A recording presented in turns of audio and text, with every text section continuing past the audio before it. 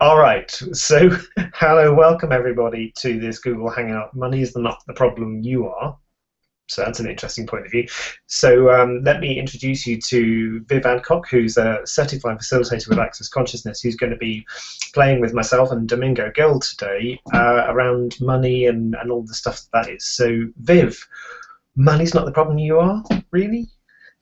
So this was a book. I was convinced years ago I never had money. I was living week to week and I was earning good money, but I just never seemed to have any left over. I never seemed to have any for me. I was paying my bills and my mortgage and paying for everything else. But when it came to me, I'm like, where's the money for me? Where's my money to go on a holiday or to choose, have a facial or to treat myself? There was never anything left for me at the end of the week or the end of the month.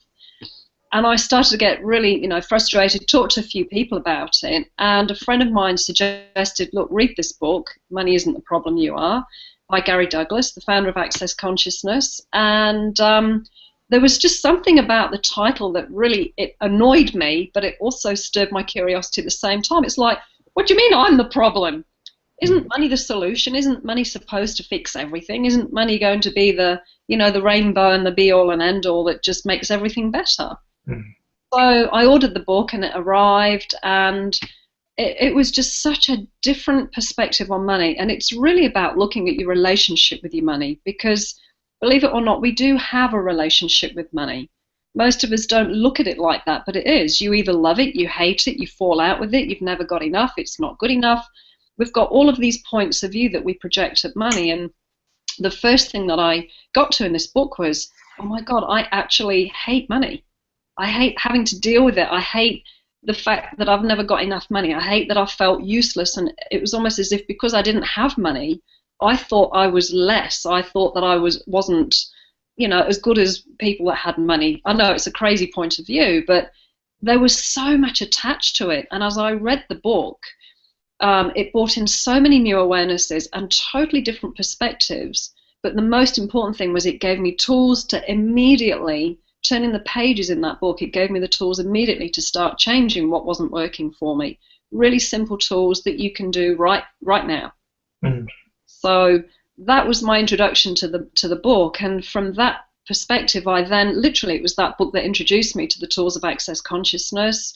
I became a certified facilitator, and now I facilitate 2-day live classes on Money Isn't the Problem, You Are, or I offer telecalls on this, because so many people. The thing about money is it's a taboo subject. Nobody talks about it. It's kind of like this hush-hush thing, and it's like, how the hell do you expect to get clear of your points of view or have clarity on what's going on for you if you can't talk about it? It's like it was never spoken about in my family. Was it spoken about in yours? No, money and sex are like two things that you never, ever talk about because it's rude. It's rude to talk about money. It's rude to even mention it. Yeah, people don't like talking about money. They think it's bad and wrong. And the word which had the most emphasis that you were talking about earlier on was, I hated money. I hated the fact that I didn't have it. I hated the fact that I wanted it. And it's like, there it is. It's that I hate money because. Yeah. And there's so many. I could just sit there and go boom, boom, boom. The awareness I'm getting of what people think. There's so much charge around I hate money. Yes. And the other big one for me was one of the first lines in the book is, money is not the solution. Because most of us think, well, if I get an inheritance or if I get a bonus at work or if I win the lottery, how many people think if they win the lottery, everything in their life is going to be fantastic? And how often do they also block that? So they've got this this kind of infinite circle going backwards and forwards of, I really want to win the lottery because that will change my life, but I don't think I ever will because I'm not lucky enough and I don't, and I don't deserve it. But I really want to win the lottery. It's the solution to my problems, but I don't think I ever will. And they're going round and round and round and round, and yeah. And it's like every time you think about money, does it send you absolutely crazy? Does it not make any sense? Because I think a lot of us logically, we budget, we save, we work harder, we think if we need more money we have to work more hours or take a second job. Well, the biggest thing was, what if money is actually made by requesting it to come into your life? You ever ask, money come, money come, money come, money come to my party? Actually, do you know, I often walk down the street and I will look at everything that so I'll walk past a fence or a crisp packet in the road, and I'll ask everything as I'm walking down the road when I'm kind of in that space of, can I have the money now, please? And I will ask everything, every person that walks past me. If I see a bird, I'll ask the bird, the cars, the traffic lights. I'll ask everything. Yeah. In my head. I mean, I don't kind of, I don't do it out loud, and it's fun. I find it really amusing. Well, thank you, because you just prompted something for me that was very prevalent in the early days when I first started kind of looking at my relationship with money. There was always a need. There was a desperation. It was like, oh my God, I haven't got enough to pay this bill, or I've got the rates are due on the property next month, or whatever it was. If I had a bill or I had something looming in the distance that I was already starting to tell myself, I started worrying, how am I going to get the money for this? Mm. So that energy, if you look at your relationship with money, is an energetic relationship. So if I'm constantly needing, if I'm, say your money for a moment, and I'm desperate and I'm needy and I'm grabby and I'm insecure, and yeah, exactly. It's like, does that energy actually invite money into your life, or does it actually repel it? Mm. And it's interesting. It's something I remember Gary Douglas saying recently, which is the minute you decide that you have a need for something, you immediately place it beyond your reach. And the other part of that is, yeah, and how much do we make valuable based on what we've decided we can't have? So if you know, the new coat that you'd like to wear for winter, if you think that that would be lovely for to wear and keep yourself warm, and all of a sudden you look at the price tag and go, I can't afford that. Mm. Straight away, that point of view of I can't afford it totally stops anything else coming in, any more money coming in. And with that point of view, it feeds the need and the desperation and the necessity, rather than a different way to look is, I would love to have that coat. What would it take for the money to show up? Mm. And there's a different energy. So instead of functioning from need and desperation and lack and scarcity and poverty, it's like there's a level of playfulness or invitation or desire. It's like, I really desire that coat. What would it take for the money to show up? Yeah. And that's a totally different energy. So if you think about desiring money, money come. If I buy you, will you make me money? Money, what would it take for you to come and play in my life? Does that invite more money to come in, or, oh my God, I haven't got enough money and how am I going to pay the bills and I can't afford it? May I say something there?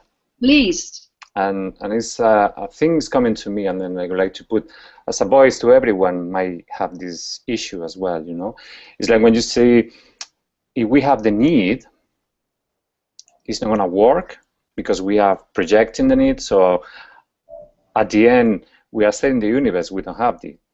So we are creating that point. But what is kind of difficult is like, if I don't have it, how do I not project the need? Because there is a rock bottom say, I don't have this, I would like to have it. So I'm projecting that I don't have it. How do you get within yourself that you have it already in order to things showing up, Yeah. And I thank you, Domingo, because I think I can definitely relate to. It's like this stuck point of, if you literally look in your wallet or your bank account and you don't have any money, or you have very little money, yeah. How do you turn that around? How do you lie to yourself? Yeah. Kind of. Yeah. So, and I think this is where, for me, I used to say affirmations in the early days of, I have money, I have money, I have money, but I'm like, no, I am lying to myself. So that creates more conflict with your relationship with money. So for me, this is where the question gave me a whole different route, a whole different road. It's like, I would love that coat, for instance. What will it take for the money to show up for that? And look, I also, when I ask the question, it's not, I then kind of create the space for the money to show up, or I create the space for a different possibility, rather than my mind going then into, well, how do I get the money? Because I think a lot of our energy is spent on getting money, rather than, what if I could create money with ease? Yeah, and expectations as well. Yeah, expectations. So look, okay, you're asking for the coat, for example, and you don't have the money in your bank account, and you've got bills coming in, and you can't see any, major money coming in the future. you asking the question, what will it take for me to have that money? What will it take for me to have this coat? It might take a week, it might take 6 weeks, it might take you 2 years. But if you ask the question without the expectation and being aware of, I don't have the money, but I don't have the money, every time you ask a question, you're opening doors that all the I don't have money or I can't afford it have shut. Does that make sense? Definitely, definitely. One of the things that has helped me a lot is to be in allowance of what it is at the moment. Yes. Because if I get like excited or I'm not allowing what it is, I get into the expectations, I get into pushing, I get into the need as well. So thank you. And the other thing that you just prompted for me there is gratitude. Being grateful for what you do have. You've got clothes on your body, you've got a roof over you. It looks like quite a nice little apartment you have there. You know, we're on the internet, we're talking to each other from different parts of the world. It's like when you're grateful for what you do have, you're grateful you can put your shoes on in the morning and go for a walk. You've got a body that's healthy. You've got fresh air that you can breathe. You've got electricity you can turn on. You know, there's so much that we can be grateful for that we take for granted. So that's the energy of gratitude changes everything, because you cannot have judgment and gratitude at the same time. So if you find €5 on the floor, you know, on the ground, it's like, wow, how did I get so lucky? €5, put it in your pocket. Or you find a penny, or you find a pound or a dollar or whatever, you know, currency you work with. Every time I pick up a penny or a 5-cent piece or whatever it is, how did I get so lucky? What would it take for more of this to show up? So you start changing that need and desperation. You're grateful for what you do have right now. Even if you've just got, you know, €10 in your pocket, be grateful for the €10. Be grateful for the sun shining. And that energy of gratitude changes everything. I would kind of agree with that. And I think one of the biggest things for gratitude for me has been that being grateful for me. And that's one of the things that so many people struggle with in terms of, you know, we've said we don't talk about sex, we don't talk about money in this world. What we don't also talk about is just how awesome that we really are, because you're being good-headed and you shouldn't be doing that. It's like, well, okay, what if that wasn't the case? What if you could be grateful for you just because you exist? Exactly. Thank you. And so going back to this, you know, everywhere we make money the solution, what if you're the solution? What if you're the person that, I mean, crikey, literally, I'm talking 8 years ago, I had no savings. I was living week to week. I was living in a shed. You know, I had a business. I was busy. I was earning good money. But it wasn't until I started to realize that, I wasn't grateful for what I'd got. I was always looking at what I didn't have. I wasn't acknowledging me for what I had created. Wow, I have got a great business. Wow, I've got fantastic clients that I work with. I've got a beautiful place. Okay, it's a shed, but I live in a beautiful place, a part of the world, and it's a beautiful property. And yeah, and so when I got this in the book, when he says, you know, what if money isn't the solution? What if you're the solution? You know, for Domingo, you have the courage to kind of show up today and ask questions and go, you know what, I do want to change my money situation. Being grateful for that. Most people don't even want to talk about this stuff. They're ashamed, they're embarrassed, they feel guilty, and this is whether they've got lots of money or whether they've got no money. Yeah, there is this place of vulnerability when you have to be honest with your real situation instead of hiding more. It's like, okay, I have this problem, quote, quote, problem, and I want to change it.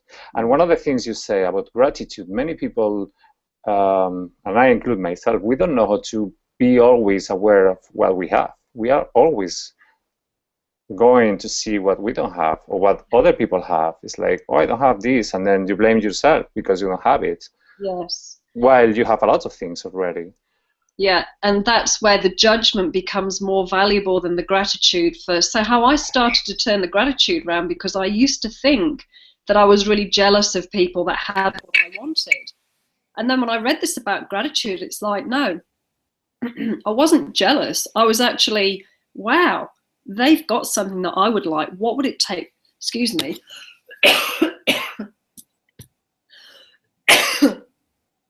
What would it take for me to have that? So then I started to see that what they had was an inspiration. Excuse me. Really, that is. Do you want to go in and create that? Yes, thank you. Wow, you're clearing that. So what would it be? What would it take for us to be grateful for everything we've got? Excuse me. Yes, please. My lovely assistant's bringing me some water. She can hear I'm coughing. So yeah, what would it take for you to have whatever it is that you're looking for, rather than thinking that somebody else has got it and you can't have it, or making it more valuable because you can't have it, or telling yourself you can't afford it? What if you could use the inspiration of, wow, I really like that coat. What would it take for me to have one of those coats? And like I say, it might not show up straight away. Thank you, my love. Cheers. Why are you not doing that? Let me just add, asking you shall receive. Thanks, love. And there it is. There's the thing. It's like so many people. So let's talk about the ask and receive, because I think that's two elements that often people don't do. Is they don't often ask a question. They kind of have a statement with a question at the end. So often I hear people, and we'll say it from people who use access tools as well. It's like they'll say, how does it get any better than this? Where's the question in that? Yeah. How does it get any better? And they'll just use it just as this, how does it get any better? How does it get? It's like a statement with no kind of, it's just with a question mark pasted at the end. Yeah, thank you, Alun. That's a really, really important thing, because just as you're saying, we can ask the question, yeah, right, how does it get any better than this? Exactly, because you've already there's an assumption there that it won't. And it's the energy that creates. It's the energy of the attitude, or the energy that you have behind the words, that's going to create more of that, rather than, wow, how does it get any better than this? I just facilitated a 2-day Money Isn't the Problem class in Norway this weekend, and I was telling them a story. I've just completely lost what I was going to say now. Asking a question. Thank you. I was telling them I was sharing the question of, well, how does it get any better than this? And it's this whole, I have totally lost what I was going to say. How does it get better than that? So, all right, let's play with that while that's kind of coming back to you. So when we're asking a question, as you said, there is an energy that we be when we ask a question. And it's, are you willing to receive what you ask for? So how often do we ask? We don't really ask a question because we're not really willing to receive. Yeah. We're not willing to receive a no, and we're not really willing to receive what it is that we've asked for. And we're very clear about, we have specific conditions about how the thing that we've asked for should show up, and we won't receive it unless it meets those. Yeah, which is what Domingo was just talking about, the expectations. So when you ask a question, it's like an open-ended question. Well, how does it get any better than this? Your mind will try and work it out. Well, it doesn't get any better than this because blah, blah, blah. Or your logical mind will try and come up with the answer. So for me, what I did in the early days was, what if I asked that question 4 or 5 times, but with the energy of curiosity? I often add I wonder to it, because I wonder how it gets any better than this. Yes. For me, that works for me. So it's just another play around with it. Yeah. So when you ask the question, well, how does it get any better than this? Something really great's just shown up. You've just been given a bonus, or you find £10 on the pavement, or whatever. How does it get any better than this? It's the energy that actually pulls more of that magic into your universe, rather than how does it get any better than this? Like you were saying, it's a statement with a question mark. It's not truly a question. So what else is possible with my current financial situation? And the question that I love playing with is, if I were creating my financial reality, what would it be like? Because nobody ever teaches you, hey, Alun, here you are at the age of 6, you're my son. Hey, son, look, you can create anything, you can have anything, you can be anything, you can do anything.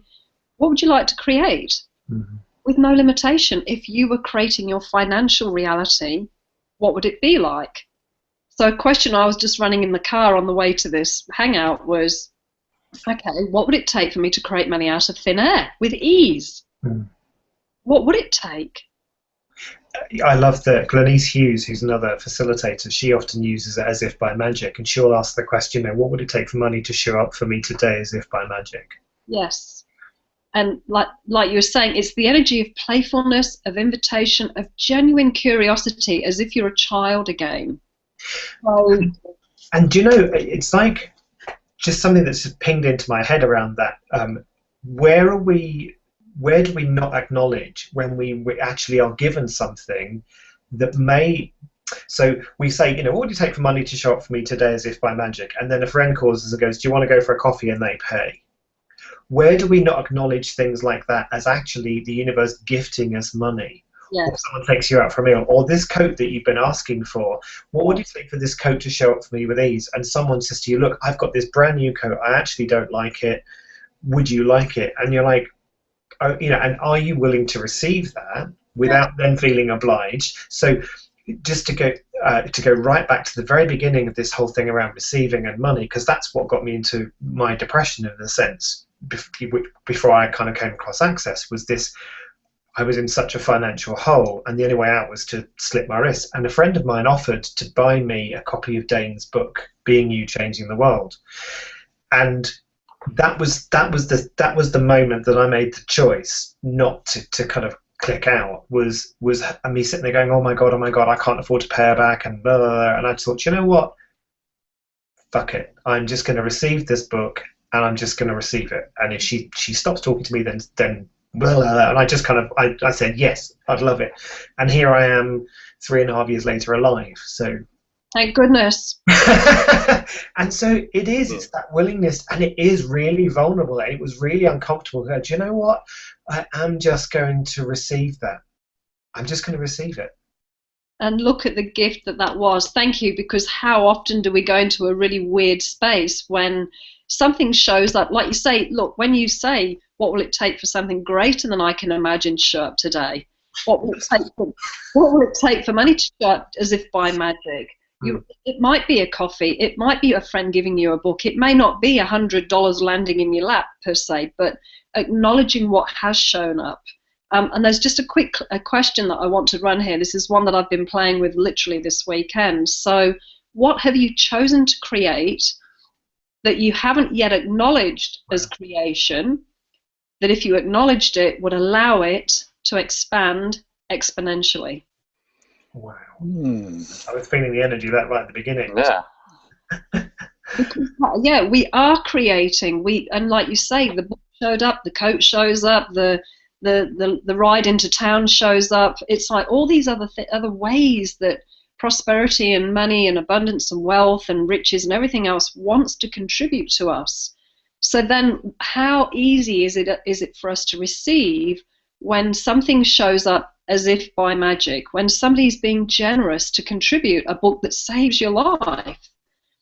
And when we truly receive that gift, when we can truly receive it and go beyond that kind of, I owe you something, or I owe you back, or I've got to pay you for it, all that weird stuff that goes on when people treat us or when they gift us something. What if you can truly receive that, and that only contributes more to their life? So, too many tangents coming off, but I think one of them I'd love to pick up on with you is, what is it that we fear so much about acknowledging that we are the creators of everything that we experience? Because, like you said, that question is just awesome. What, and I don't like the word why, but I'm going to use it just for this, is why are we so terrified of acknowledging where we have created and do create? Well, I think initially it's that, I know for me personally, I was more than happy to put my hand up and be proud as punch of the good stuff I'd created. But all the crap, no, that was life. That was life attacking me. That was, that wasn't me that did that. I was playing the victim. And just something to say to Domingo, it's like, look, whatever your situation is right now financially, you've created it. And it's like, holy shit, give yourself a pat on the back. How good are you at creating?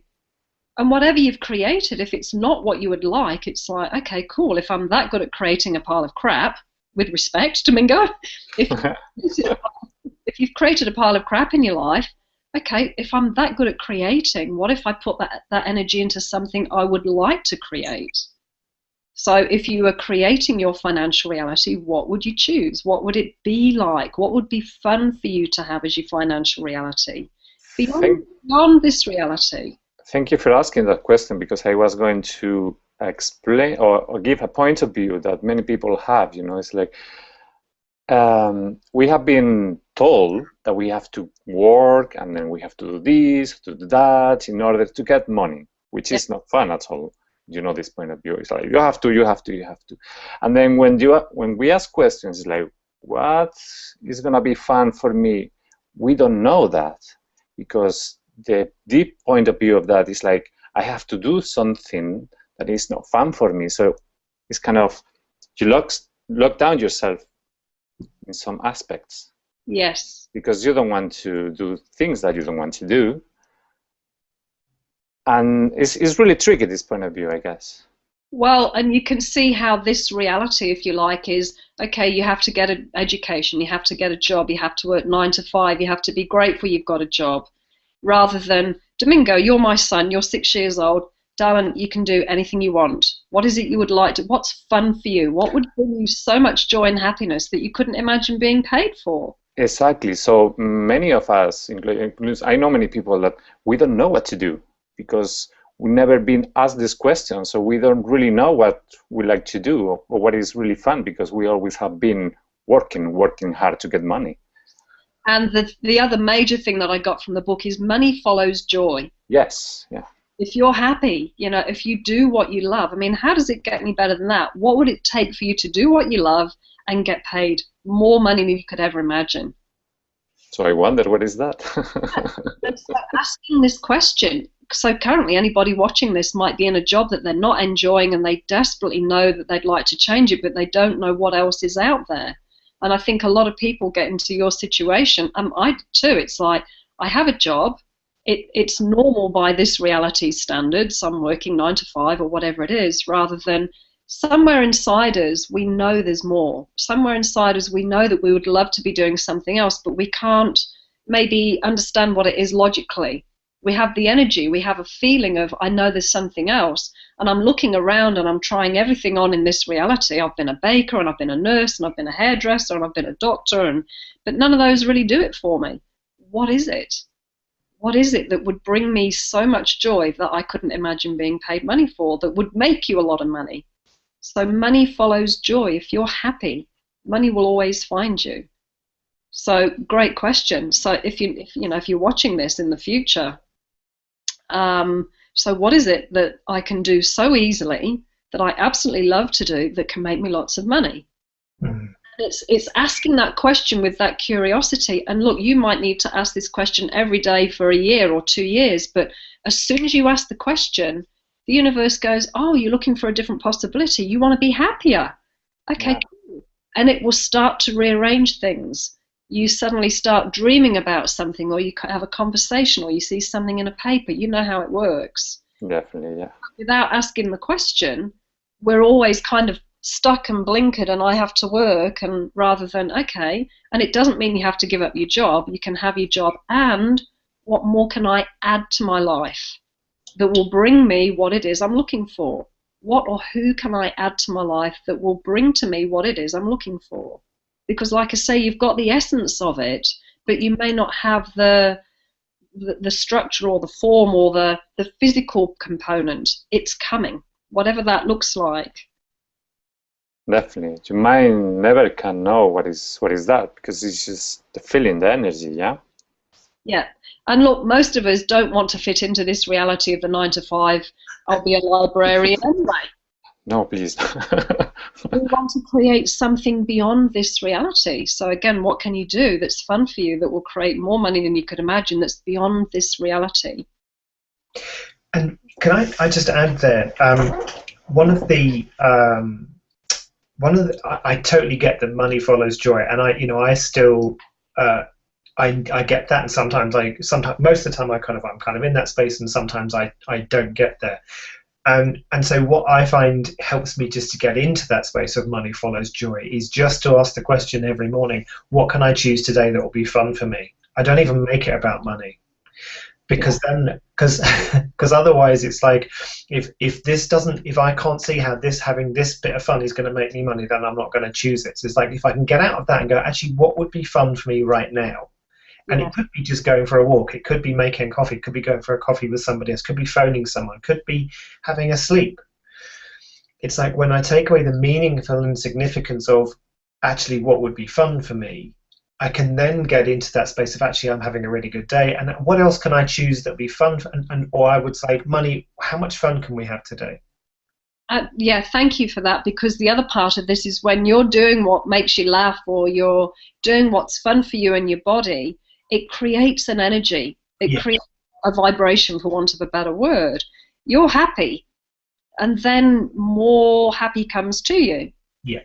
So, here we are thinking, no, but I've got to do this essay, or I've got to send this project off, or I've got to have this deadline done, or this email, or whatever it is, and we put more and more pressure on ourselves and become more and more unhappy. And yet just going, you know what, I'm just going to take myself out for a walk around the park and come back to my desk, that's often enough to change whatever it is. And ironically, when you're happy, when you're laughing, when you're doing what you love, your receiving expands. It's like receiving is like breathing the air, because we're not taught how to receive. Receiving is like, what are you talking about? We generally are familiar with the give and take. I give you something and you take it, or I give you something and I owe you because I've taken something from you, rather than no. When you're out in nature, for instance, feeling the sun on your skin or the wind in your hair, you are receiving in totality. But we don't. It's not a logical thing. So what if you could receive money as easily as you breathe? What if you could receive money as easily as the sun shining on your skin? Same. It's just all the judgments and the points of view and the limitations and all the weird stuff that we take on around money that makes it a different journey. So, so don't laugh and don't have fun. No, because how many of our parents had fun with money? Oh,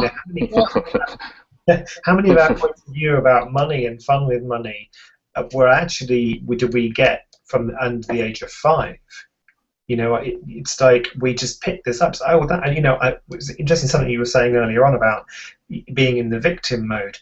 And what if there's nothing wrong about playing the victim? It's just a form of way of creating your life. I realized the real big moment there for me was my mother creates money through being a victim. Oh, poor me, poor me. That's how she creates money. It's not a bad thing. It's just that's what really works for her. And she's bloody good at it. It works fantastically for her. Yes. So, but that's just not fun for me. Playing the victim is just not fun for me. Can I ask you a question? Well, this is for you and Domingo. Do you both have a sense, not cognitively, but do you have a sense of the kind of lifestyle you would like to have? Yeah. Oh, yes, definitely. Yeah. So if money wasn't the issue, what would you choose? So if you tap into the energy of, you can sense it straight away. It's right there. You know the kind of life you'd like to be living. You know the lifestyle. It's not necessarily about the amount of money you've got, but you get the sense of what the life is. It's like, hang on, this isn't my life. What happened? I made a wrong turn. I've got somebody else's life. You have a sense of what you'd like your life to be. So get that essence, get that energy, fuel it up, sit there, revel in it, luxuriate in it, absorb it, expand it, and then, right, what can I add to my life that will create this as my reality? Thank you for that, because I think also one of the things about doing this, what I call energetic side of it, is fantastic. And I will see people, people come to me as a coach and say, I want to change my money situation, and they'll do energy pulls to win the lottery or for money to appear in their life, and they'll do all of this stuff and they'll do all this and say, but it's not working. I'm going, okay, so what actions are you taking? You don't have to do something. I thought it was about being. And so it's like I can be joyful, but being joyful, if you want to win the lottery, you've got to get off your ass and go and buy a ticket. Sitting there kind of going, I'm going to pull energy to win the lottery, but I'm not going to go and buy a ticket. That's what if the inspired action is, as I said earlier on, just to go for coffee. I've met clients before in a coffee shop just because at that particular moment I happened to be in there and a conversation sparked up. Yes.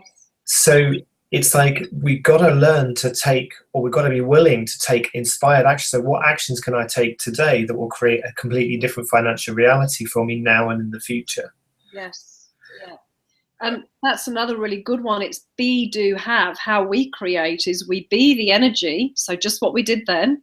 Yeah. Be the energy of what you know you'd like your life to be. Do what's required, and then you have it. This reality is the other way around. It's do, and you may eventually, nearly when you're nearly dead, have what you've got. What if there's a totally different way? Yes. So money is made by requesting it to show up. So that's where I started. Money come, money come, money come, money come. And I see it coming from all directions. It's not just coming to the front of me or through my head. It's like it's like I'm pulling the energy towards me. Like, if for a description, it's like, imagine you're a magnet, and money come, and you've got the energy of desire, you've got the energy of playfulness and lightness, and that sense of how you'd like to have your financial reality be, and then do what's required.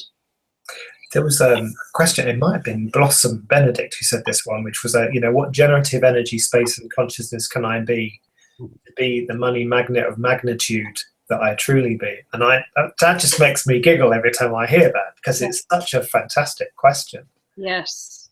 And the other thing too that you touched on earlier about this receiving, have you got most people function without knowing. They function within these glass ceilings of what they're willing to have. So whether it's a weekly figure or a monthly figure or a yearly figure. So if you're aware of what you're willing to have or receive, so right now, think about the most amount of money you've ever had in your bank account, for example. And what would it take for that to tenfold? What would it take for 100-fold? With no limit. It's like, what figure have we agreed it's safe for us to receive? Yeah, or is enough? Yeah.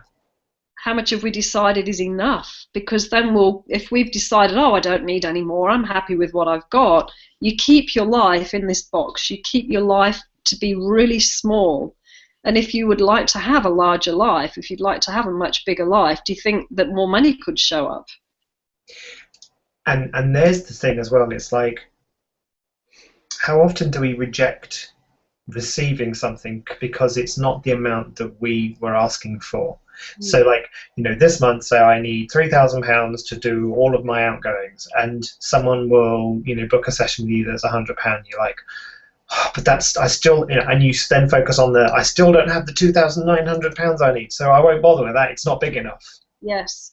Rather than every penny, every dollar, every euro, every cent, whatever it is, it all adds to it.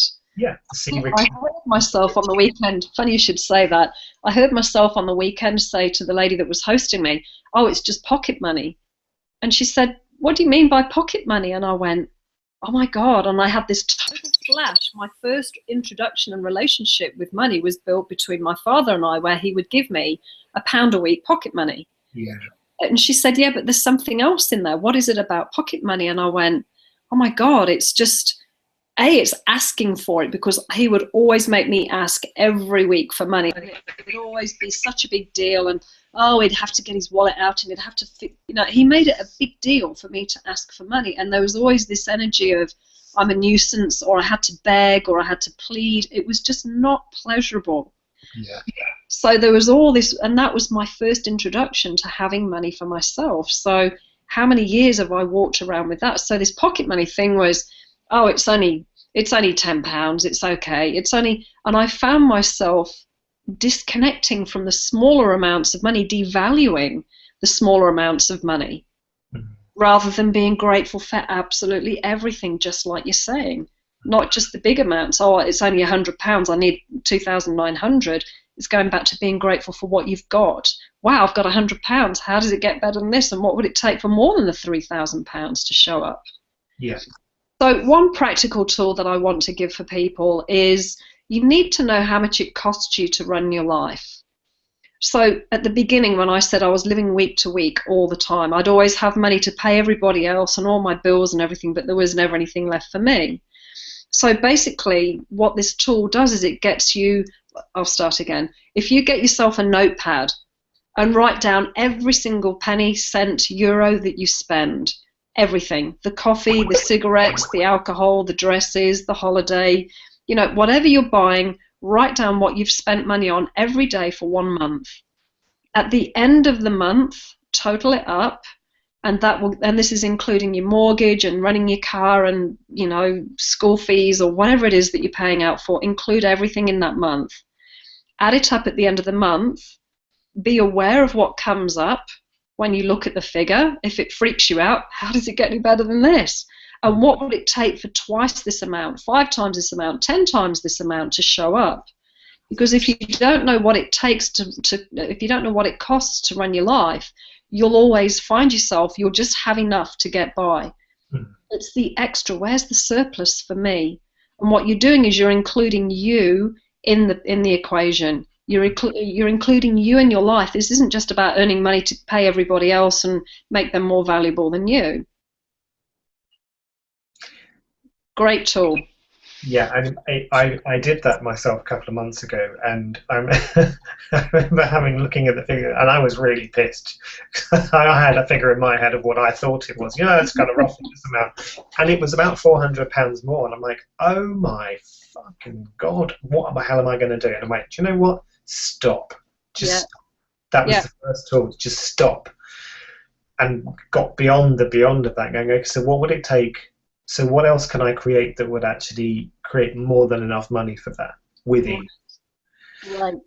And went straight into the question. So I'm so grateful for stuff like this book, you know, Money's Not the Problem, You Are, and all of the tools from Access that really are changing my reality with money. I mean, literally, as we've been on this Hangout, someone's just signed up for a bars class that I'm holding in 2 weeks. So how does it get better than that? How does it get better than that? And this is the thing, because again, money is energy, but in this reality, it's linear, it's logical. You have to do your sums, you have to write everything down, you have to track everything. You know, it's not fun for a lot of us to do the penny pinching and the budgeting and whatever. It isn't about budgeting, because if you try and deny yourself, right, I'm not going to spend this, I'm not going to spend this, you'll be really good, and then you'll go and blow it. Because for us, control or limitation or budgeting or denial doesn't work for us. If you get clear on what it takes to cost you to run your life, and then go, right, what's it going to take for double this to show up, or quadruple this, or whatever figure you like, keep asking that question, and then more money will show up, and it will come in a totally non-linear way. It will find you in other directions. And know that when you do ask, the universe always hears you. It will bring you exactly what you're asking. It may not be instantly, but it will start to come in non-linear, non-logical ways. It will start to come in, it will start to show up. So, and this is the thing, you start changing your energetic relationship, and you start seducing it. You dance with it, you flirt with it. If money was your lover, would more show up? If you treated money as a lover and you were grateful for it, would it show up? Would it want to be with you? Yeah, and that's a great question as well. You know, I often ask that to people. It's like, if money was your lover, would it want to be with you? Think about how you treat money. Yeah. And it's like, so think about how you think about money. Well, it's never there when I need it. It's not reliable. It's never enough. You know, blah, blah, blah. I think, well, just, bye. Yeah, that's it.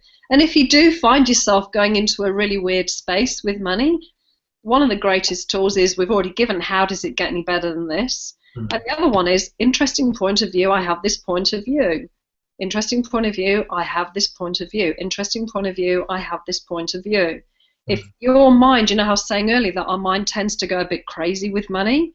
Yeah. Try and work out how we're going to get it, which is what Domingo was saying earlier. We're always, when we're in that place of need and lack, we're always going the survival mode of, I need more, I've got to get it, rather than, hey, how can I create money? What capacities do I have to create money? And just something in relation to Domingo as well, it's like, what capacities with creating money do you have that you haven't yet claimed, owned, and acknowledged? That's a good question, yeah.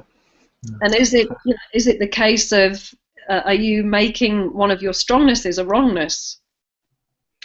Probably, and one of the other things that is common as well is that the more I chase it, the more it goes away.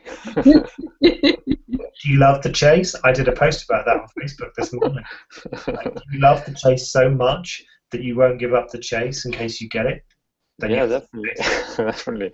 And is linking what one of the things you said before. Instead of start thinking about money all day, chasing it, just start to apply what is fun for you, and Yes. then forget about money concepts and all the points of view that are floating around from all the people, families, news, or whatever. It's like at the end of the day, they push you to think about money all the time Yeah. instead of having fun for yourself and then trying to feel what is fun for you to do. Yeah, definitely. Yeah. Yeah. So have more fun and ask, money come, money come, money come. And let it go, yeah. Play with it, flirt with it. Have And then, fun. as you say, if money is could be a girlfriend or a boyfriend or whatever, it's like if you are calling your girlfriend, your boyfriend 24/7, every minute, it's like come, come, come. At the end, they go. Yeah. Yeah. It's And like, please, let me in. yeah, that whole thing of need and necessity and desire is a totally different relationship as well. Neediness and desire is a totally different energy. So desiring, money come, money come.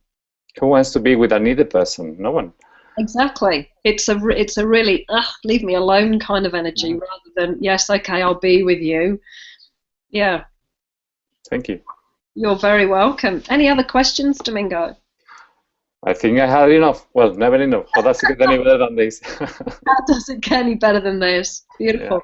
Actually, on that note as well, you know, when we do become aware of I can't afford it or whatever weird place we go into, you could see right then how quickly you turn that around. Yeah, I've had enough. No, how does it get any better than this? And it's literally just, it's a whole different way. It's a whole different perspective that you can start to create. You are changing your relationship with money. And everything, and it's not just money, because money's just one vehicle. Alun said earlier, you know, people don't talk about sex or money.